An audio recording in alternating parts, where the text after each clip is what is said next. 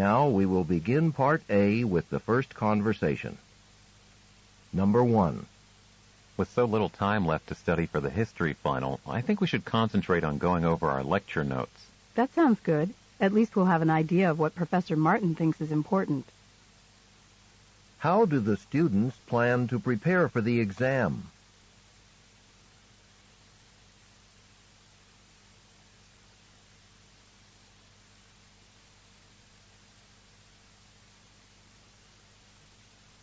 Number 2. Sorry I'm late. There was road construction on Highway 9, and traffic was backed up for miles. Tell me about it. I take that route, and it took me 2 hours to get home last night. What does the man mean?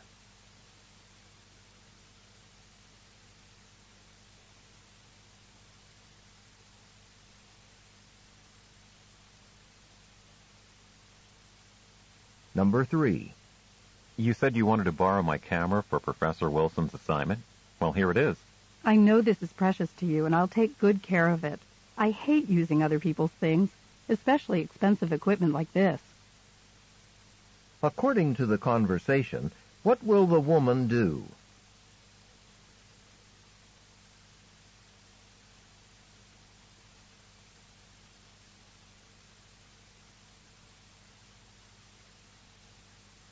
Number 4.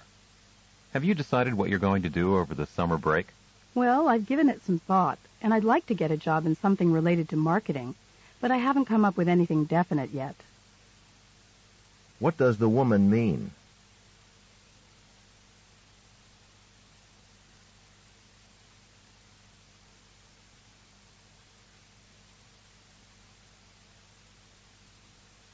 Number 5. That chocolate cake looks delicious. Aren't you going to have some with me?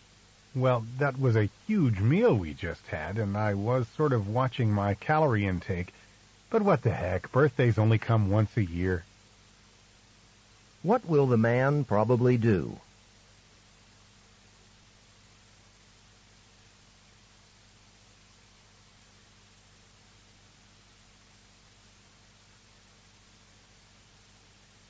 Number 6. They say that exercise is good for you, but I don't know. I mean, dragging myself out of bed at 6 a.m. every day to go to the gym is wreaking havoc on my sleep schedule. Sure, but who says you need to go every day? What does the woman imply the man should do?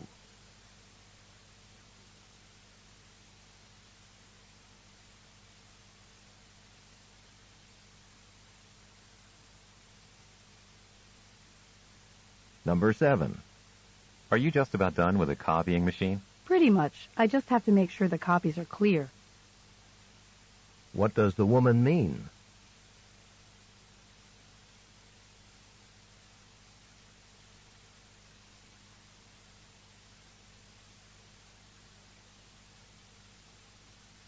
Number 8.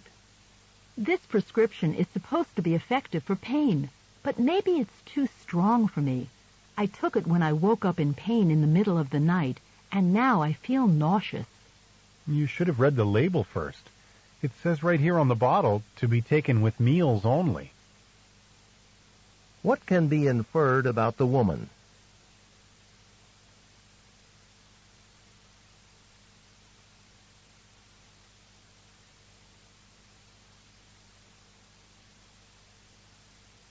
Number 9. Finally, here are the notes you lent me from last week's chemistry class. Sorry I kept them so long. Hey, don't worry about it.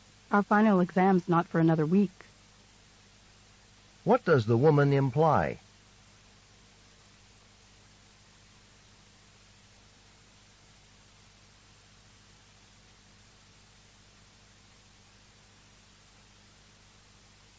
Number 10. I know this jacket's a little old and faded, but I've got so many other things to take care of before the interview. If you want my opinion, a new suit should be your top priority. What does the woman imply the man should do?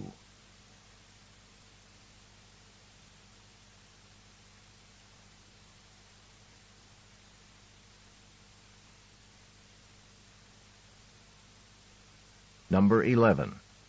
Wait a minute. Are you actually studying on this beautiful Saturday when the work isn't due for 2 weeks? Have you forgotten that I'm going to be gone next weekend? What does the woman imply?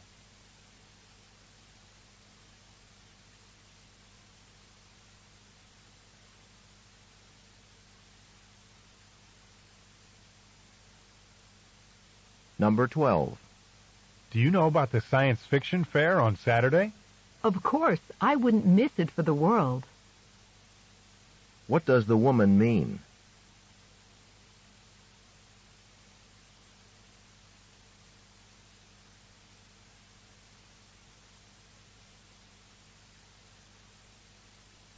Number 13. Want to come with me to the opera tonight? I've got an extra ticket, and I think it will take your mind off that math problem you've been sweating over for the last 2 hours. That'd be great, but the opera's in what? Italian, right? I think I have a better chance of understanding this math problem. What does the man imply?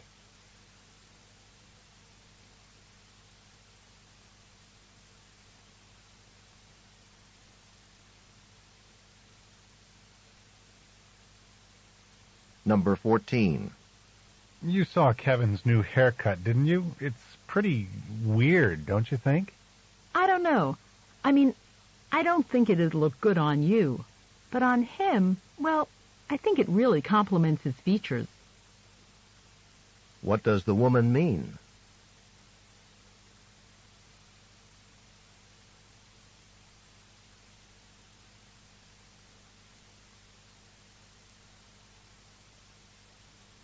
Number 15. I need you to send this package to the main office so it'll arrive before Wednesday's meeting. Is there anyone else who can do it? It's going to take me all afternoon to proofread this report. What does the man suggest the woman do?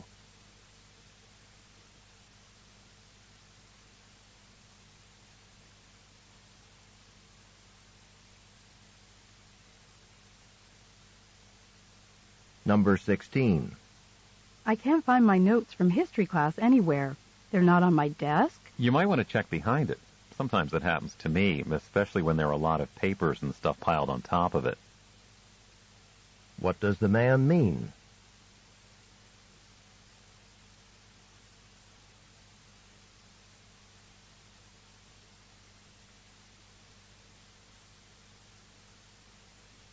Number 17. A lot of people are complaining about Professor Butler's lectures. They say he goes over the material too quickly in class. What do you think? Well, I don't have to write as many notes as most students in there. You see, I had a similar course at another school, so maybe I'm not the best person to ask. What can be inferred about the man?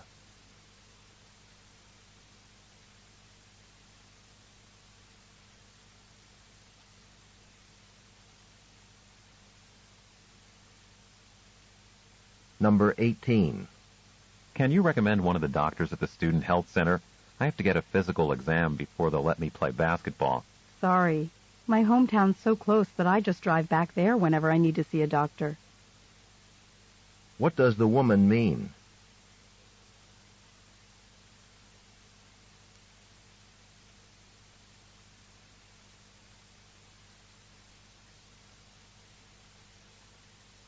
Number 19. This reading list Professor Reed gave us, look at it. 2 solid pages of books. Does she really expect us to read them all? Just the ones on the first page. The rest are just stuff she thought we might find interesting. What does the woman mean?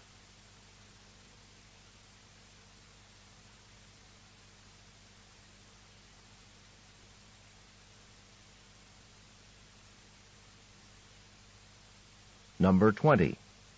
Do you know Sally's new address? She got some mail, and I'd like to forward it to her.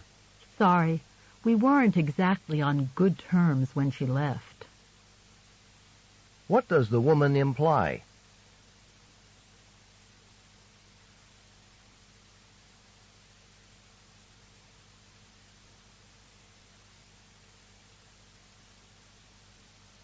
Go on to the next page.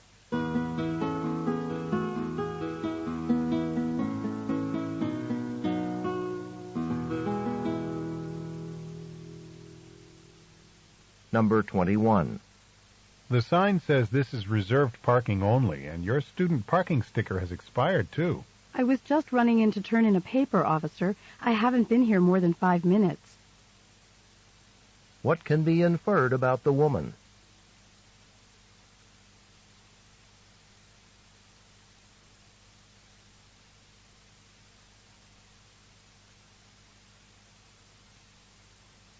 Number 22. I'm pretty excited. The outdoor club is going hiking in Mount Henry Forest this weekend. Yes, finally. I've been looking forward to it all year. What can be inferred about the speakers?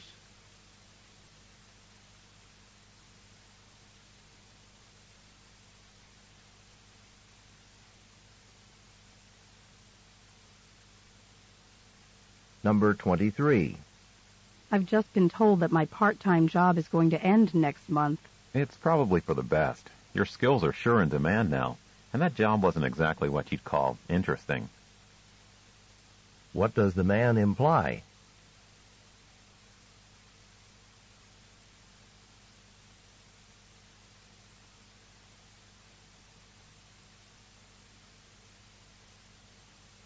Number 24. The conference on career planning is only a month away, but there are still a few things that our organizing committee needs to work out. Then it's clear we'd better meet again, and soon. Would you mind setting it up? What does the woman want the man to do?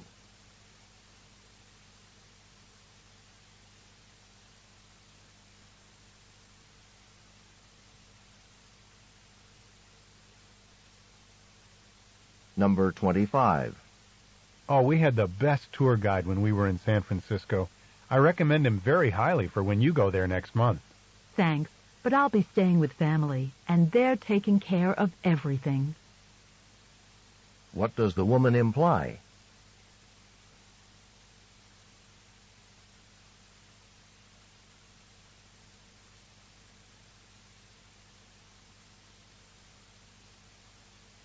Number 26. I heard Jane has tickets to the boys' choir that she wants to sell. I'm in luck then. The ticket office sold out of tickets yesterday. What will the man probably do?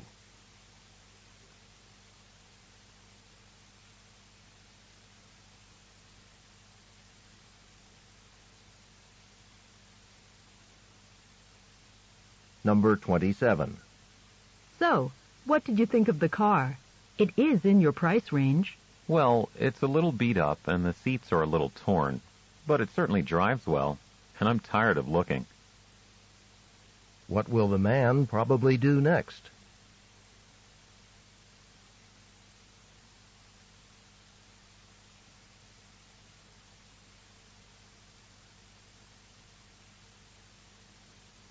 Number 28. I'm really looking forward to this trip with our geology class, but I'm not certain I have the strength to carry a backpack up and down the mountain, especially one that's full of tools. They're taking 2 donkeys to carry the tools. We just have to carry our personal items like clothing and sleeping bags. What does the man mean?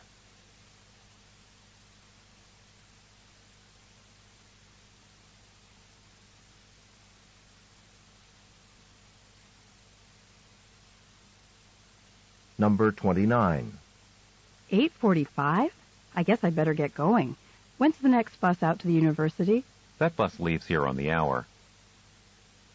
What does the man mean?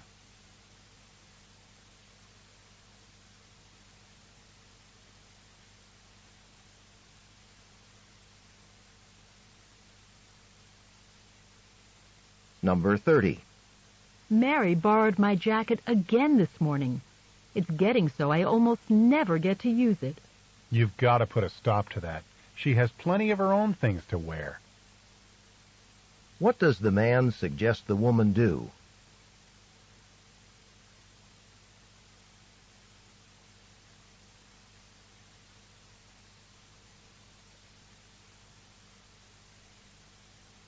This is the end of Part A. Go on to the next page.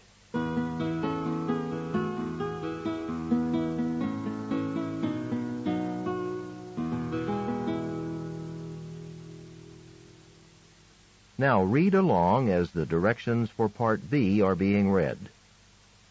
The test continues on Side 2.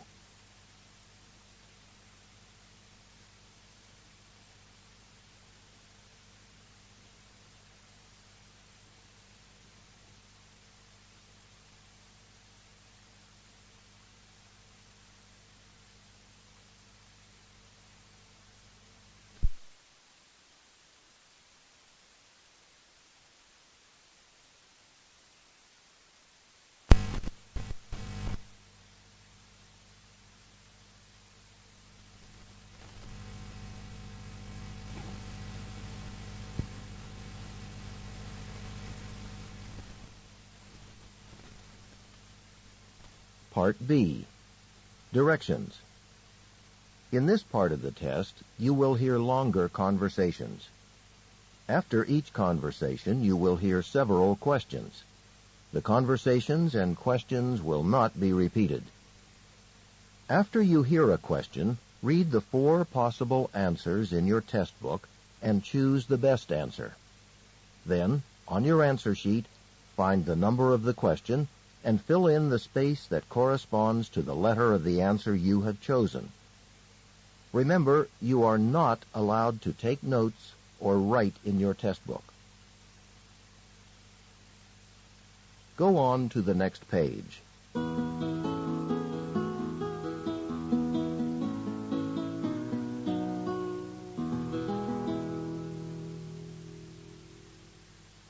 Now we will begin Part B with the first conversation.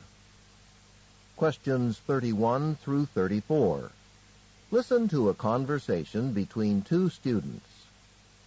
Oh, Jack, I'm glad I caught you. I wanted to tell you that I'll have to skip the history study group session tonight. Really? That's too bad. Aren't you feeling well? Oh, it's not that. There's going to be a public meeting down at the town hall. The state senator from this area is going to be there. She has these meetings 3 or 4 times a year to speak with her constituents. Is that what you like to do with your evenings? Go and listen to politicians? Well, actually, it's a class assignment. Professor Jackson, he's teaching that political science seminar I'm taking. He told all of us in the seminar to go and hear what the senator has to say tonight, and also write up a report about the issues people bring up. Oh, like medical care and taxes and... Right. And as long as I'm there, I think I'd like to bring up government funding for state universities. The tuition keeps going up, and it's getting harder and harder for a lot of students to afford it. Tell me about it. Anyway, I want to do a really good job on this report. I need to get a letter of recommendation from Professor Jackson for graduate school, so I guess I better show up there tonight and see what goes on. Yeah, but what about the history test? Well, I've already put in some extra time on that this morning, so I think by tomorrow afternoon I'll be ready. Number 31. Why does the man assume the woman is not feeling well?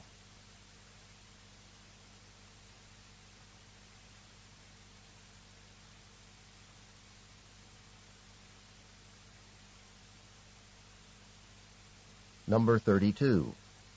What is the general purpose of the meeting the woman plans to attend?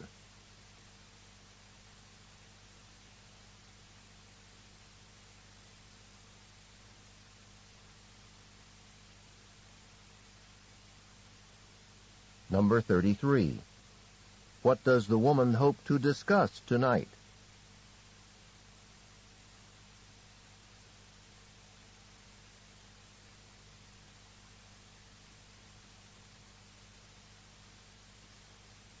Number 34. What does the woman hope Professor Jackson will do for her?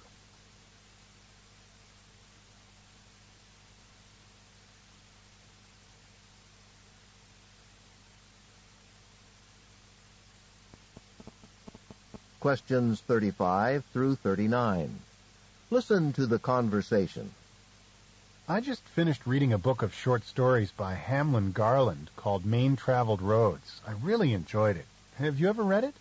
Yes, it was required reading in the American literature course I took last year. Even though it's fiction, you get a realistic picture of the hard life people had back then on the American frontier. I don't think I would have survived 19th century frontier life. Me either. Remember the story Among the Corn Rows? Garland gives a vivid description of Julia Peterson, that young Norwegian immigrant girl. She had to work on her family's farm. Uh-huh. Well, when Julia feels exhausted and is wishing she could escape from her hard labor, she looks over at her father working in the next field and is inspired to continue her own work. I do remember that story. Garland really captures the spirit of hard work that was so typical of the immigrants and pioneers who settled the American Midwest. It's difficult to imagine, but nothing seemed to discourage them for long. I wonder how Garland learned so much about the Midwest. Wasn't he from Boston? He lived in Boston. In fact, he studied and taught at the Boston School of Oratory. But I think he was born in a log cabin in Wisconsin. He did grow up in the Midwest. No wonder his descriptions are so good. I'm going to take this book back to the library now and see what other Garland works I can find. Number 35. What are the man and woman discussing?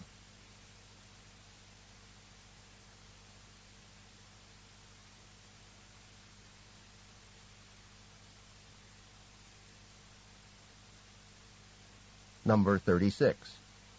What does Hamlin Garland describe in Main Traveled Roads?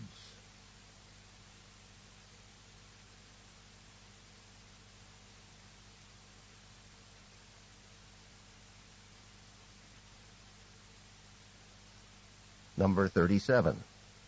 How does Hamlin Garland characterize pioneer life?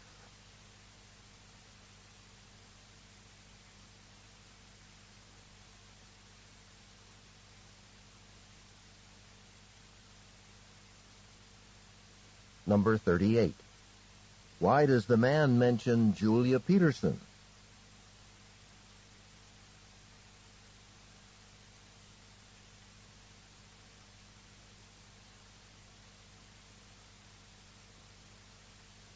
Number 39. Where is the man going now?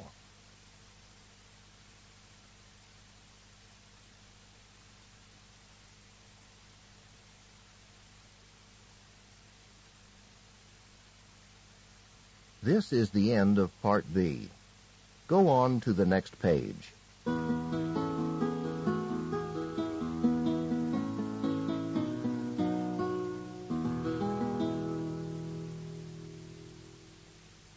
Now read along as the directions for Part C are being read. Part C. Directions. In this part of the test, you will hear several short talks. After each talk, you will hear some questions. The talks and the questions will not be repeated. After you hear a question, read the 4 possible answers in your test book and choose the best answer. Then, on your answer sheet, find the number of the question and fill in the space that corresponds to the letter of the answer you have chosen. Here is an example. On the recording you hear, "Listen to an instructor talk to his class about a television program." I'd like to tell you about an interesting TV program that'll be shown this coming Thursday. It'll be on from 9 to 10 p.m. on Channel 4. It's part of a series called Mysteries of Human Biology. The subject of the program is the human brain, how it functions and how it can malfunction. Topics that will be covered are dreams, memory, and depression. These topics are illustrated with outstanding computer animation that makes the explanations easy to follow. Make an effort to see this show. Since we've been studying the nervous system in class, I know you'll find it very helpful. Now listen to a sample question. What is the main purpose of the program? In your test book, you read, A, to demonstrate the latest use of computer graphics. B, to discuss the possibility of an economic depression. C, to explain the workings of the brain. D, to dramatize a famous mystery story. The best answer to the question, what is the main purpose of the program, is C, to explain the workings of the brain. Therefore, the correct choice is C. Now listen to another sample question. Why does the speaker recommend watching the program? In your test book, you read, A. It is required of all science majors. B. It will never be shown again. C. It can help viewers improve their memory skills. D. It will help with coursework. The best answer to the question, why does the speaker recommend watching the program, is D. It will help with coursework. Therefore, the correct choice is D. Remember, you are not allowed to take notes or write in your test book. Go on to the next page.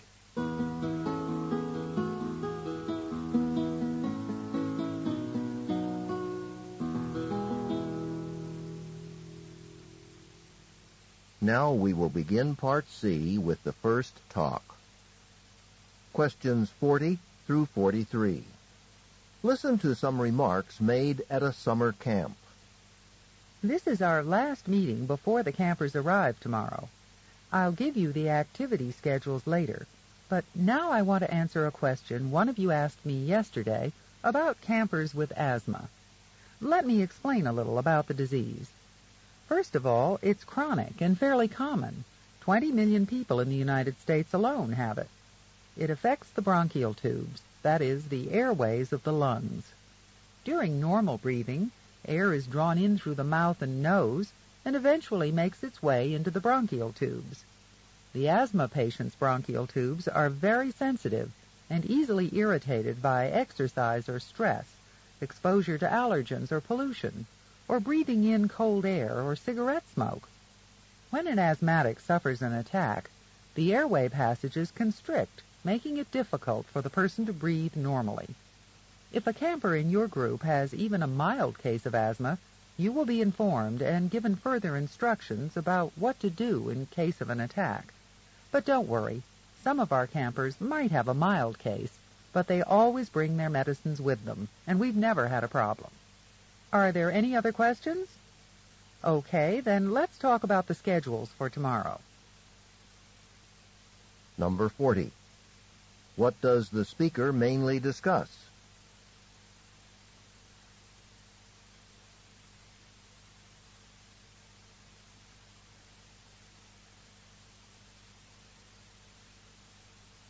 Number 41. According to the speaker, what part of an asthmatic's body is particularly sensitive?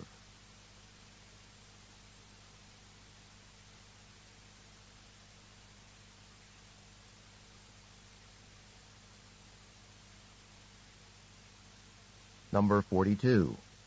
What does the speaker say about the campers who have asthma?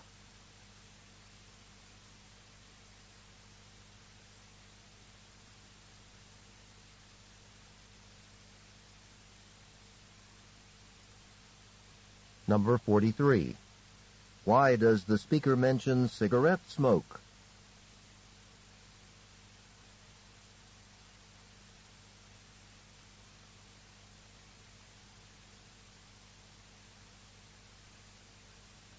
Questions 44 through 47. Listen to part of a talk in an astronomy class. Today, most astronomers accept the notion that the groups of stars that make up the universe are all moving farther and farther away from each other. But until fairly recently, this idea of an expanding universe was not a theory most European scholars believed in. Since ancient times, and up to about the 17th century, most of these scholars thought the size of the universe had remained unchanged since the moment of its creation, or perhaps forever, with all the stars remaining more or less in place in relation to each other. But that was challenged in the late 17th century by Isaac Newton's idea of gravity as a force of attraction, which contradicts the idea of a universe that's static, unchanging. If gravity causes all the stars out in space to attract each other, as Newton said, then they couldn't remain essentially motionless. Sooner or later, all these stars would be falling in towards each other. Well, scientists then proposed a new model, taking Newton's theories into account. They didn't want to abandon the idea of motionless stars, but for this model to work, So the stars wouldn't fall in on each other, they had to modify Newton's law of gravity. So they theorized that for distances as large as those between stars, the gravitational force repels rather than attracts. As you might guess, this led to some other contradictions, but these were pretty well resolved in the past century by the currently accepted theory, which says that the universe is continually expanding. You'll be reading about all that for your homework tonight. Number 44. What does the professor mainly discuss?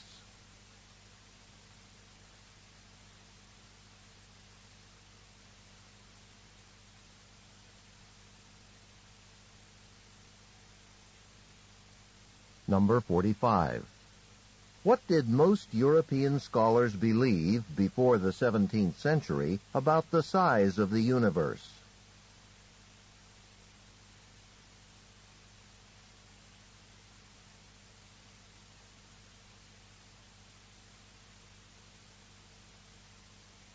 Number 46. What did some scientists try to explain by suggesting that stars repel each other?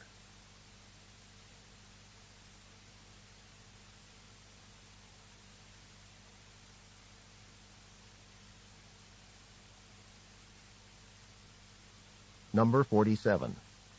What will the students read about for homework?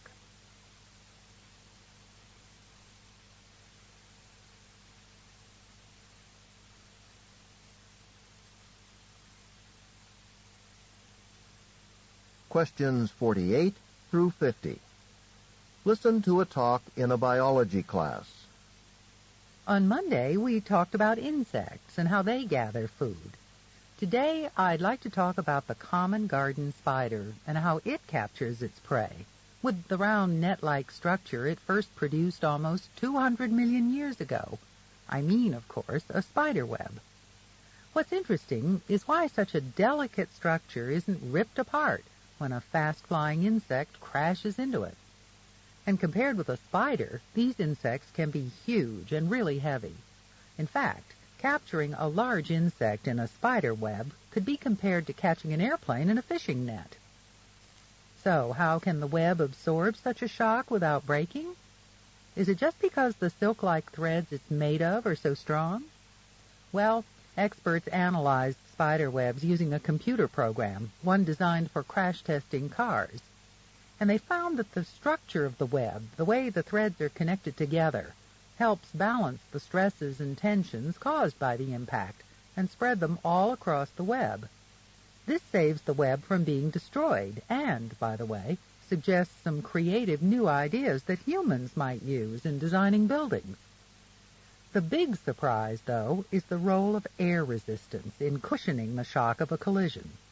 The computer model showed that dragging a tiny thread from a spider web through the air is a lot like pulling a heavy rope through water.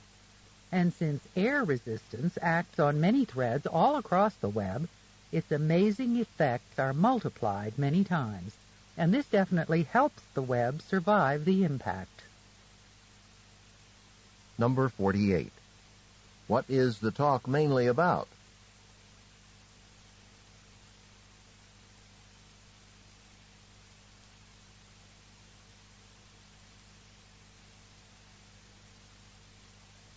Number 49. What does the speaker say about some of the insects that spiders catch?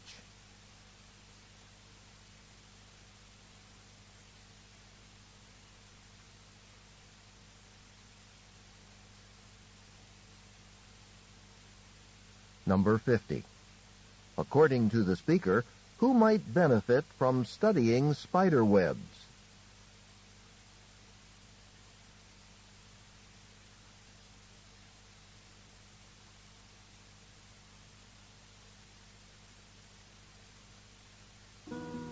This is the end of Section 1, Listening Comprehension. Stop work on Section 1.